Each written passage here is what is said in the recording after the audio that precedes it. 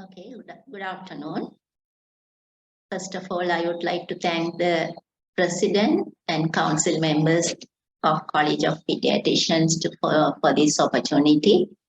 Thank you, Amali, for your kind words. And thank you, Sajid, for your wonderful and very informative presentation.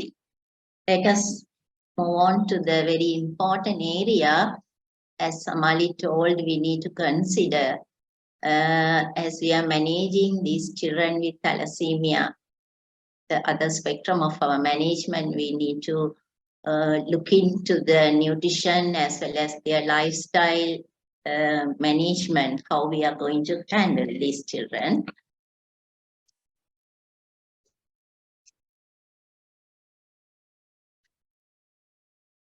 Next few minutes, I am going to tell a brief introduction regarding my topic, and let us see a couple of common nutritional deficiencies and how we are going to manage these situations, as well as looking into the lifestyle, mainly physical activities, education and employment, marriage and reproductive life, and finally, a few words about quality of life. Introduction. After listening Dr. Sajid's presentation, we all agreed that our treatment of modalities are now improving, managing these children with this chronic illness, thalassemia. So nowadays we are seeing the morbidity, mortality are improving, as well as their lifespan also improving.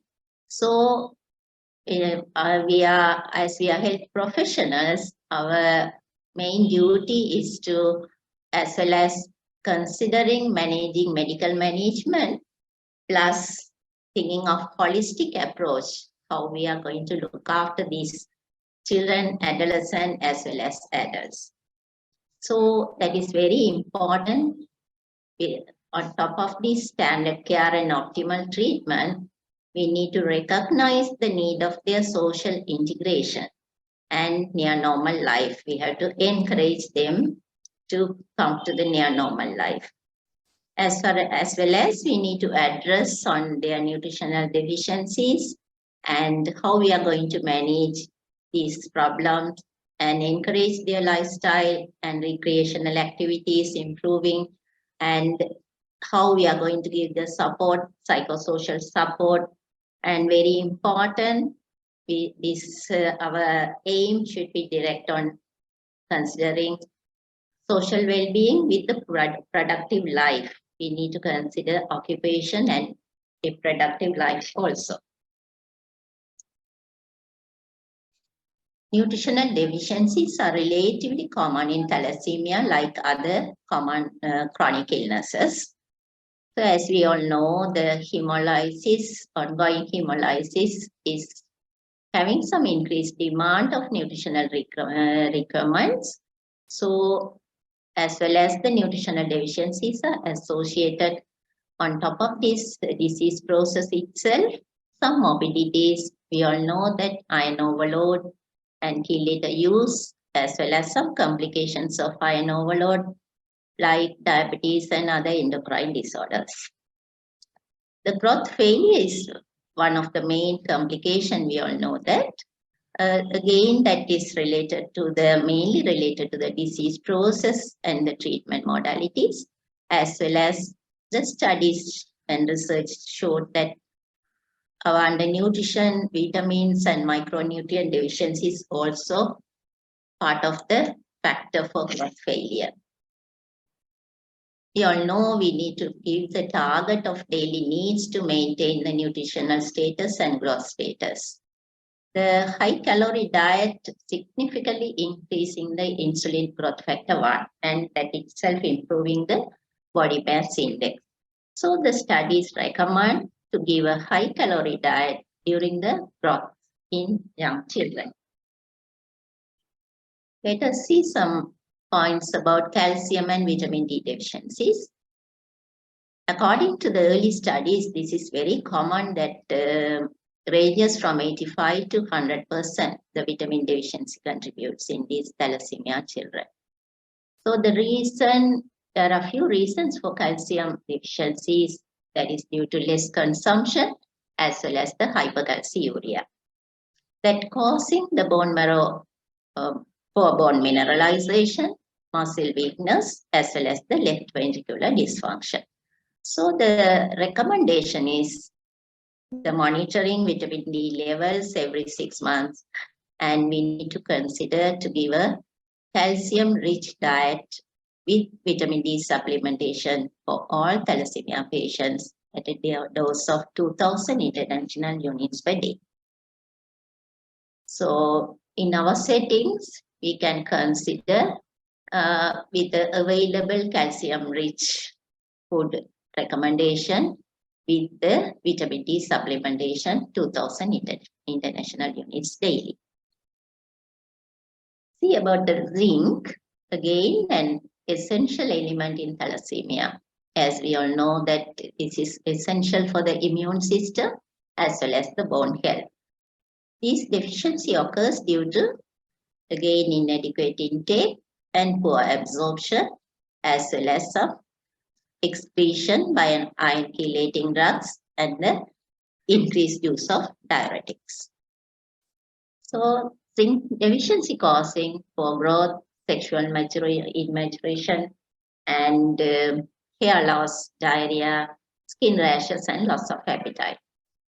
Again, they recommend to monitor the zinc levels, especially in children receiving deferriprone every 6 months, and recommend the zinc supplements if there is a deficiency state notified.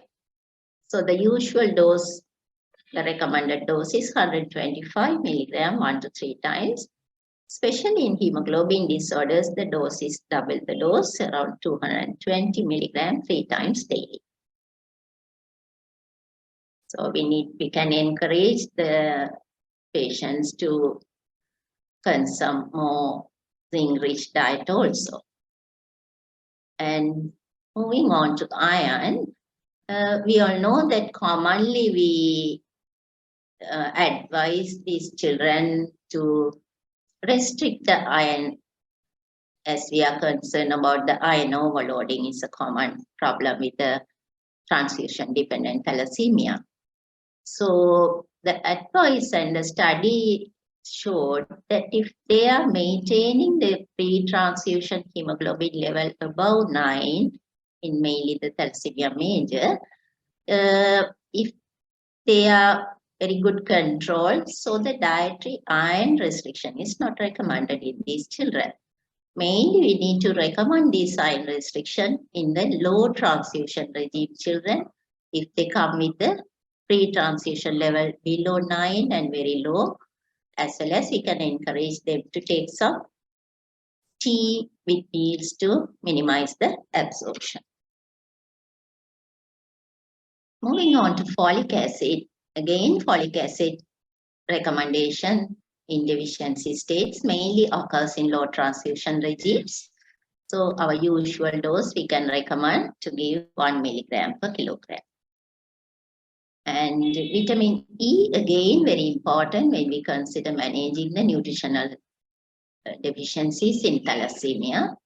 Vitamin E is important to maintain their day-to-day activities. So depletion due to poor dietary intake as well as the liver disease also contributing the depleted stage. So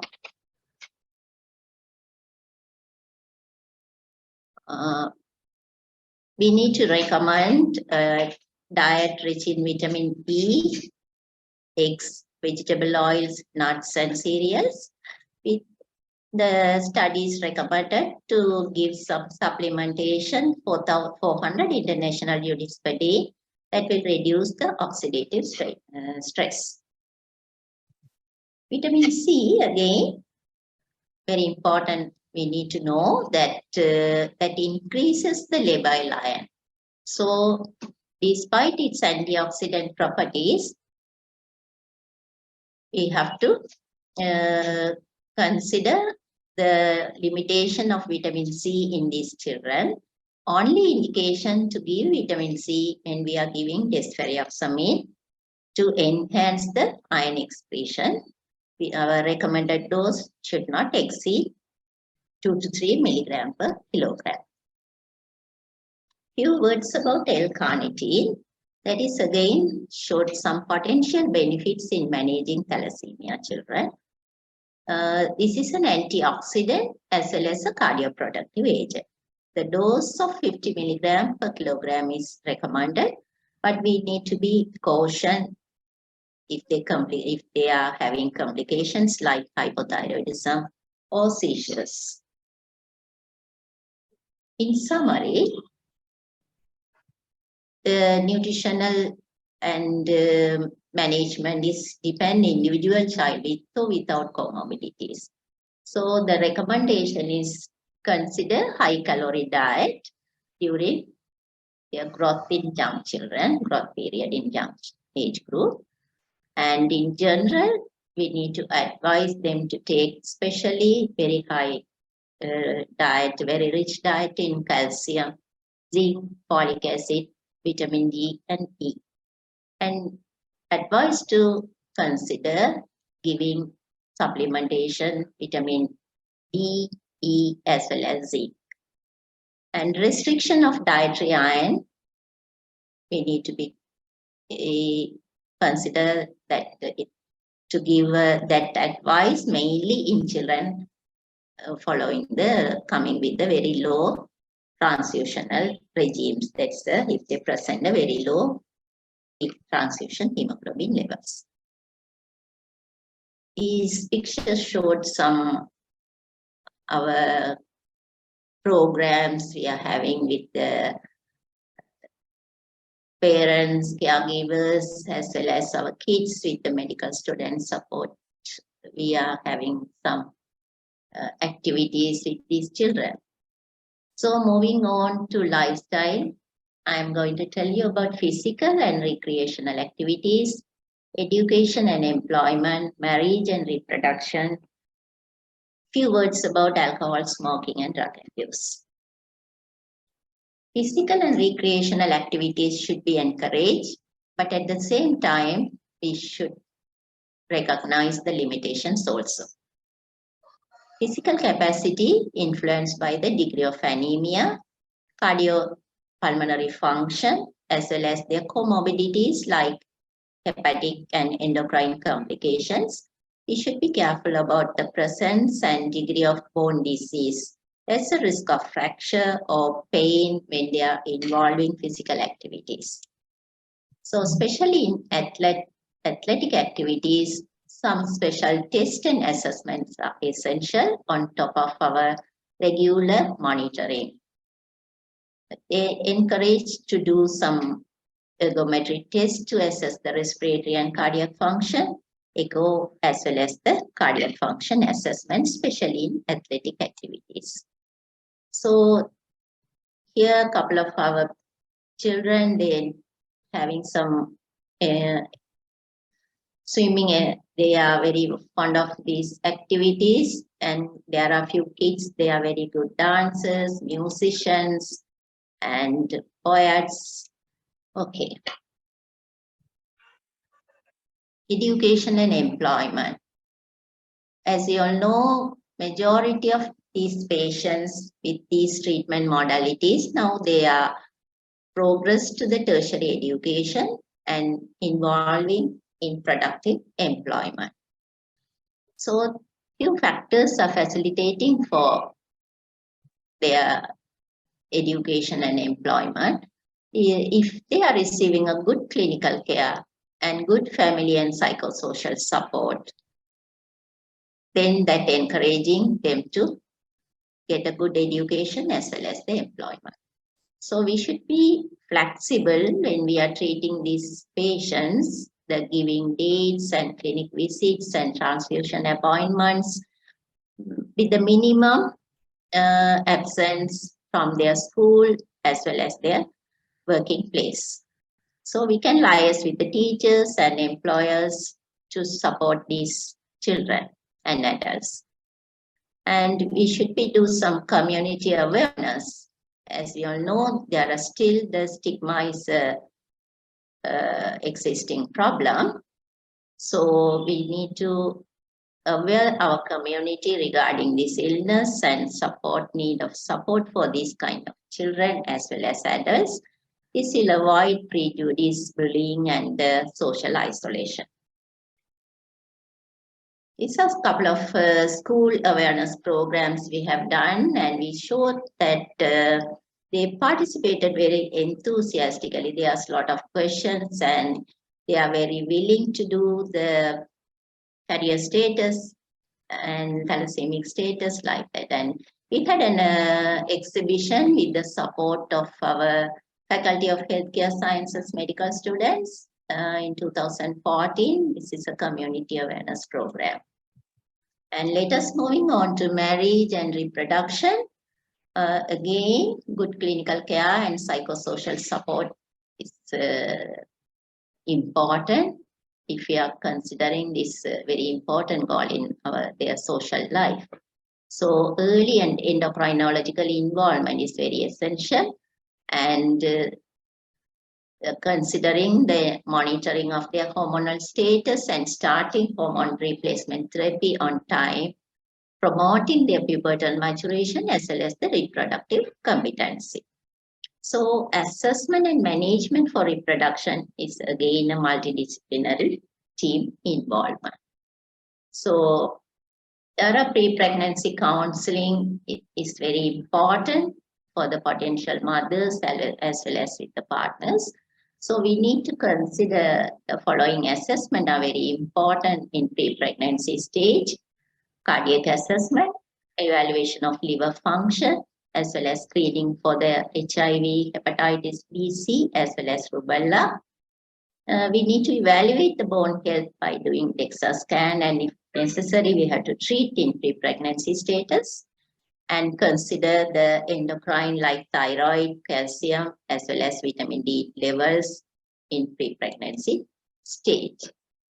Few words about alcohol, smoking, and drug abuse. Consumption of alcohol, tobacco, and substance abuse should be avoided, as you all know that. Alcohol aggravates the liver disease, and cigarette smoking can affect the bone remodeling and cardiorespiratory fitness.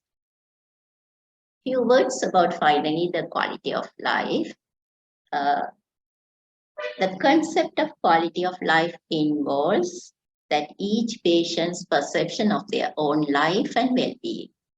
So the measures should be there to evaluate on following domains to assess these patients regularly. That assessment should be periodical. Our major challenge is the poor patient adherence to the treatment. So we need to find a validated questionnaire for assessing their major problems, and this will definitely support us to improve their well-being, medical as well as social. And as we are health professionals, we need to give our maximum support to these children. This is my final slide, I think. Okay. These are some activities. We have done group work with the multidisciplinary team and children and their parents. We went for a group trip also with these children. Thank you.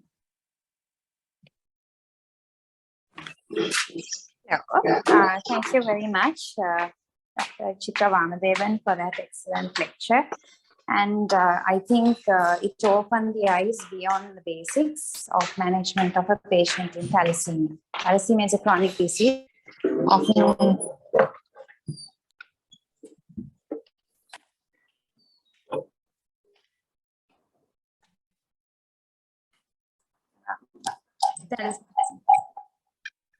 thalassemia is a chronic disease. Often we forget about the management, the holistic management of the patient. And it's very interesting and very moving to see what you have been doing with the patients. Of course, I think Sajid also does a lot of work with thalassemia patients. And it's a privilege to have you both here today. I'm sure a lot of people have questions on from the two speakers. There were a few questions online, if I may ask.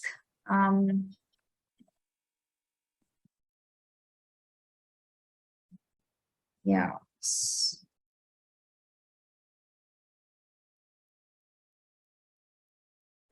Why is L-carnitine given cautiously for patients with hypothyroidism or seizures?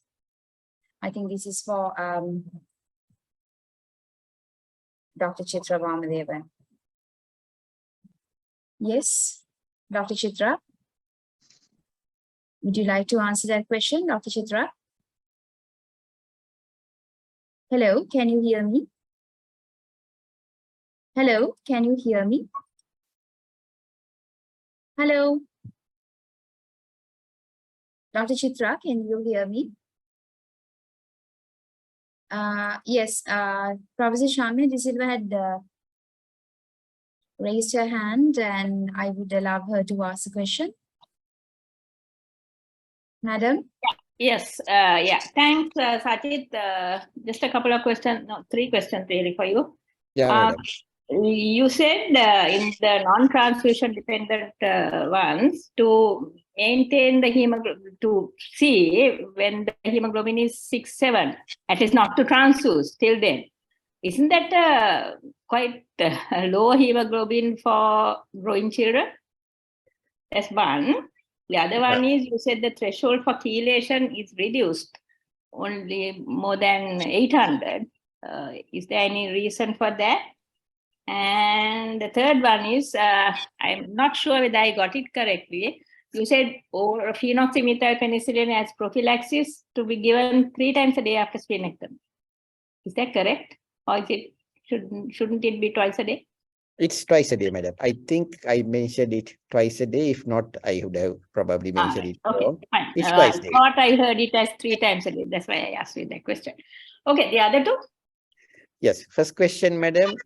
It's as I would repeat that we still don't know how exactly to manage these children.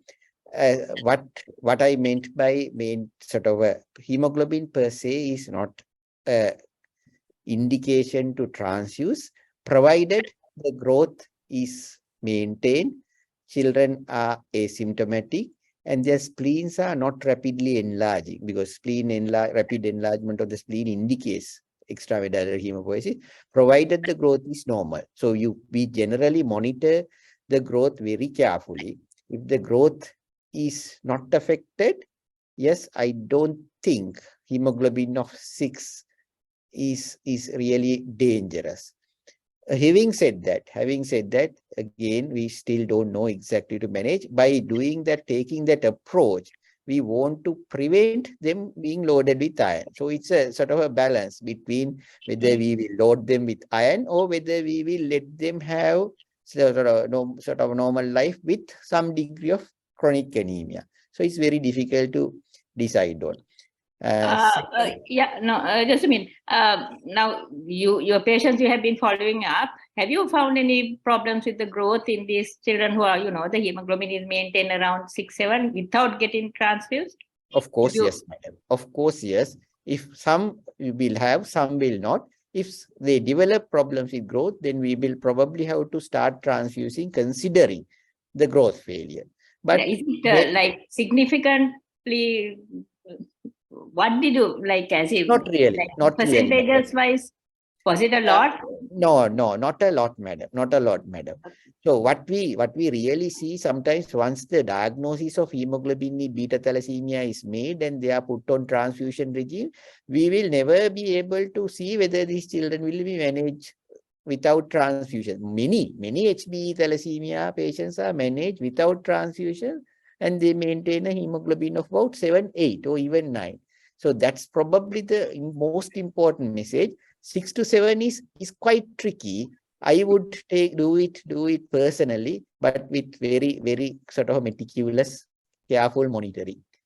Yeah. Okay. Thanks. The other one. Second question, madam. The threshold for yes.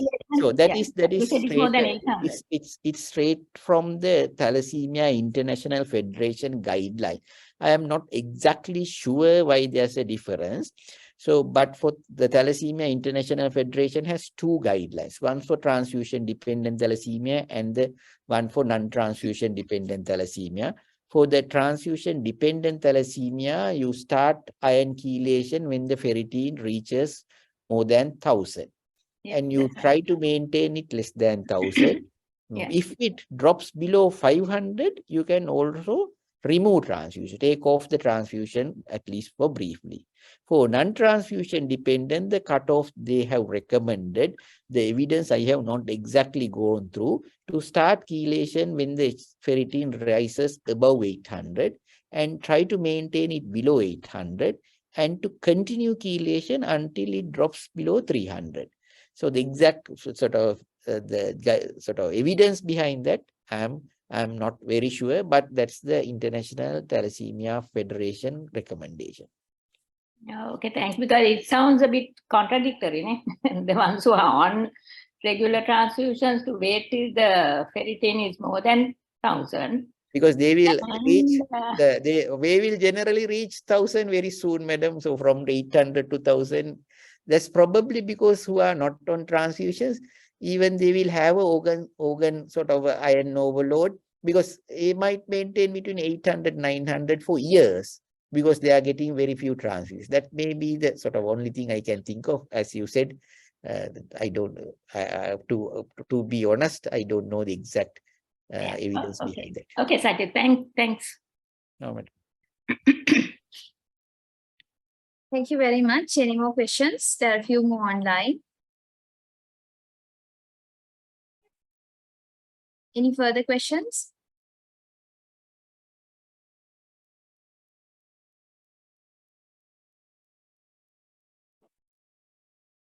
There's a question online, how to differentiate, this is a question from undergraduate, how to differentiate thalassemia trait from E-beta thal?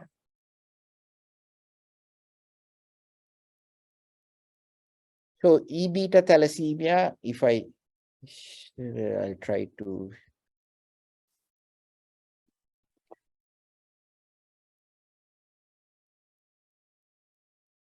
So the definite answer is by HbA1c. If you see E-beta thalassemia, the HbA1c is hemoglobin E more than 50%, hemoglobin F increase. Whereas in beta thalassemia trait, you will not have hemoglobin E. You will have more than 90% hemoglobin A and 1 to 2% hemoglobin F. But the diagnostic feature in HbA1c for beta thalassemia trait is HbA2 more than 3.4%. And thalassemia trait will be asymptomatic, whereas hemoglobin E beta thalassemia, depending on where you lie in the spectrum, will be symptomatic from early childhood to late childhood. Right. There is another question. I think it's probably for Dr. Chitra. Are you with us, Dr. Chitra? Hello? Yes, Yeah. yes. So, in nutrition of children with thalassemia, is it recommended to give normal amounts of high quality, and I think they're referring to the type of iron that you're giving, or higher amount of normal iron? Probably they are referring to the particular, whether it's, whereas what the form of iron, whether it's animal protein, or that's what I think they're referring to in food. Yeah, generally what we see in our settings, the transfusional regimes are low pre-transfusional hemoglobin. So restriction is very important in that kind of children. When we are advising the good transfusional regime kids, I think no need of excess iron. Ideally, the better to consider the quality and the dietary daily requirements rather than encouraging to take more iron-rich foods. I think better to go with the good quality and the daily requirement, but be aware not to give additional. Right, okay. I think that comes to the end of the questions. Any more questions online that you would like to ask? Yes.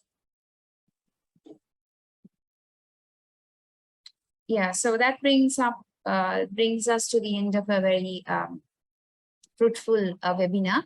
Thank you very much, Professor Sachit Methananda and Dr. Chitra Vamadevan, for that excellent content and very clear and precise lectures, which really enlightened us on thalassemia. And I'm sure all of you do have a lot of new questions, but that's what all the time allows you. And I hope you will join us, the College of Pediatricians, with the next webinar. Probably we will be having a webinar related to growth and growth disorders. I would like to thank all the participants, including senior professors, consultants, medical students, trainees, and all of you for joining with us, and the two excellent speakers for their time and sharing their knowledge with us. Thank you very much. Thank you, Molly.